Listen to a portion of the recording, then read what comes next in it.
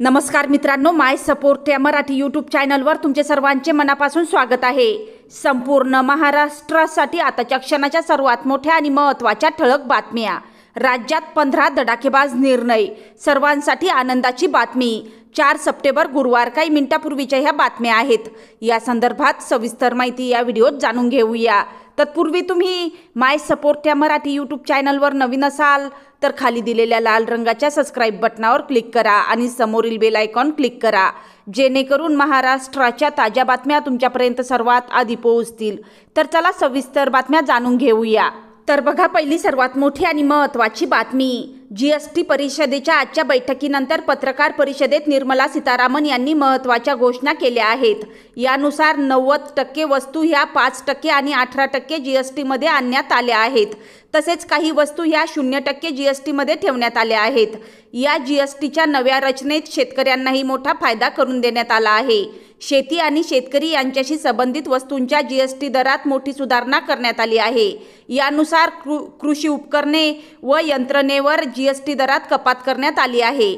Tractor, शेती, बागायती किंवा वनीकरण यंत्रे, जमिनीची तयारी, शेती यंत्रे, कापणी यंत्रे, कंबाईन हार्वेस्टर, भुईमुगाळ, पीक कापणी मशीन, घास मावर, कंपोस्टिंग मशीन इत्यादी यांच्यावर जीएसटी दर 12% वरून 5% करण्यात आले आहे। एवढेच नाही तर शेतकरी वापरत असलेले ट्रॅक्टरच्या स्पेअर पार्टवर tyre, tube, wheel, rim, brake, gearbox, clutch assembly, radiator, silencer, fender, hook, cooling system इत्यादींवर 18% वरून 5% दर करण्यात आला आहे। शेतकऱ्यांसाठी स्वयंचलित लोडिंग ट्रेलर्स व हाताने चालणारे वाहने, हातगाडी, रिक्षा, प्राणी ओढणारी गाडी यांना 12% वरून 5% दर लागू करण्यात आला आहे। त्यानंतरची सर्वात मोठी आणि सर्वांसाठी आनंदाची बातमी बघा। राज्यातील शेतकऱ्यांची नमो शेतकरी महासन्मान निधी योजनेच्या 7व्या हप्त्याची प्रतीक्षा अखेर संपली आहे। राज्य सरकारने राज्यातील शेतकऱ्यांना मोठा दिलासा दिला आहे।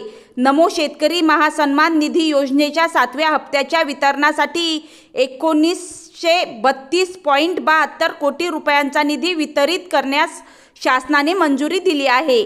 नमोच्या हप्त्याची राज्यातील 94 लाख शेतकरी प्रतीक्षा करत होते। तसेच ही योजना बंद झाली या अफवेने जोर धरला होता, त्यामुळे शेतकऱ्यांमध्ये संभ्रम निर्माण झाला होता।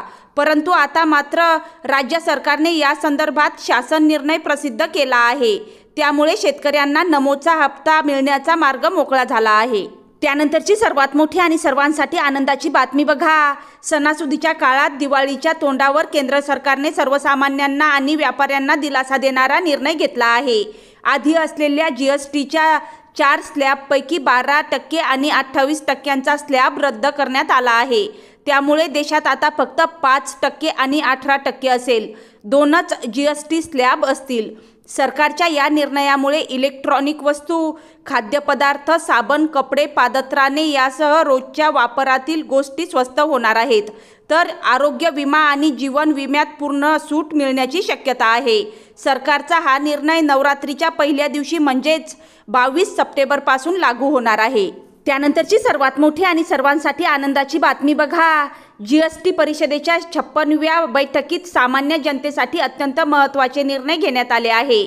या बैठकीत 2 नवीन कर स्लॅब 5% आणि 18% मंजूर करण्यात आले आहे।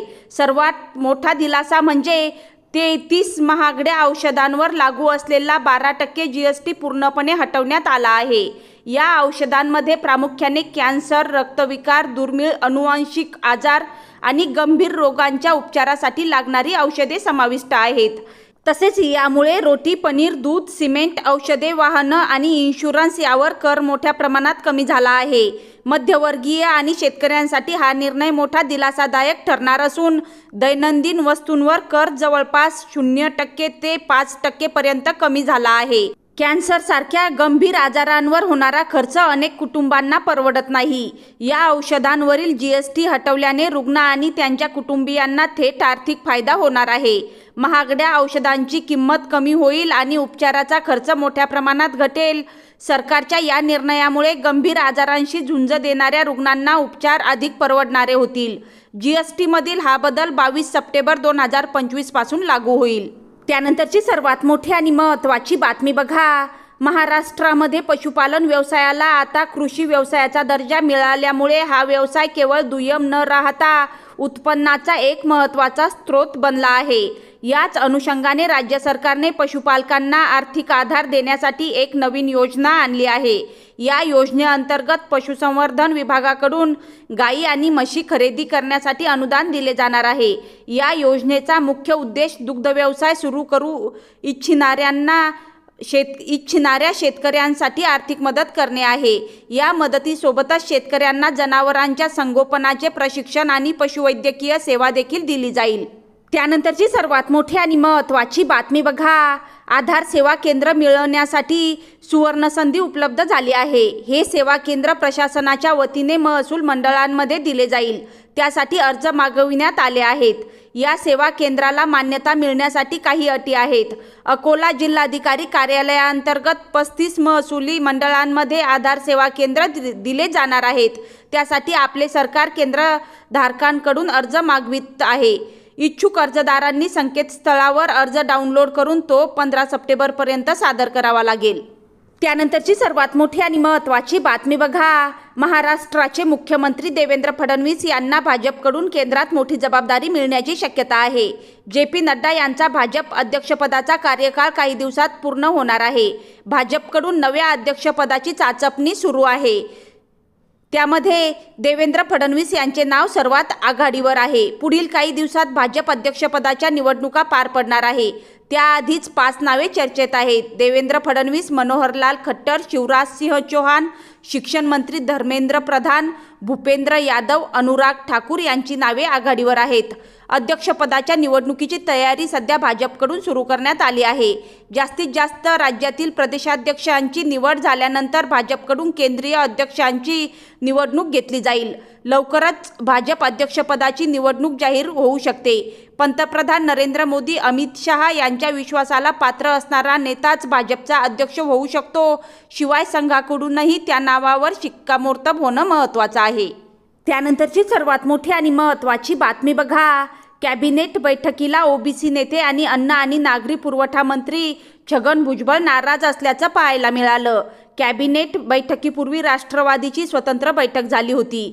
त्या बैठकीत छगन भुजबळ उपस्थित होते। मात्र कॅबिनेट बैठकीपूर्वी भुजबळ यांनी नाराजी व्यक्त केली। त्यानंतर त्यांनी बैठकीवर बहिष्कार घातला। कोणत्या जातीचा कोणत्या प्रवर्गात समावेश करायचा हे सरकारचं काम नाही, असं म्हणत भुजबळांनी नाराजी व्यक्त केली आहे। त्यानंतरची सर्वात मोठी आणि महत्त्वाची बातमी बघा, ईद-ए-मिलादची शुक्रवारची सार्वजनिक सुट्टी रद्द करण्यात आली आहे। सामान्य प्रशासन विभागाने हा निर्णय जाहीर केला आहे। शुक्रवारची सुट्टी सोमवारी देण्यात येणार आहे।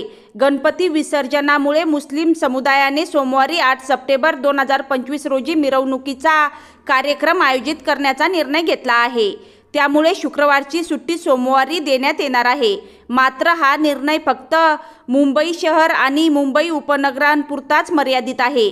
मुंबई शहर आणि मुंबई उपनगर जिल्ह्याव्यतिरिक्त इतर जिल्ह्यांसाठी 5 सप्टेंबर 2025 ची सुट्टी कायम ठेवण्यात येणार असल्याचंही पत्रातून स्पष्ट करण्यात आलं आहे।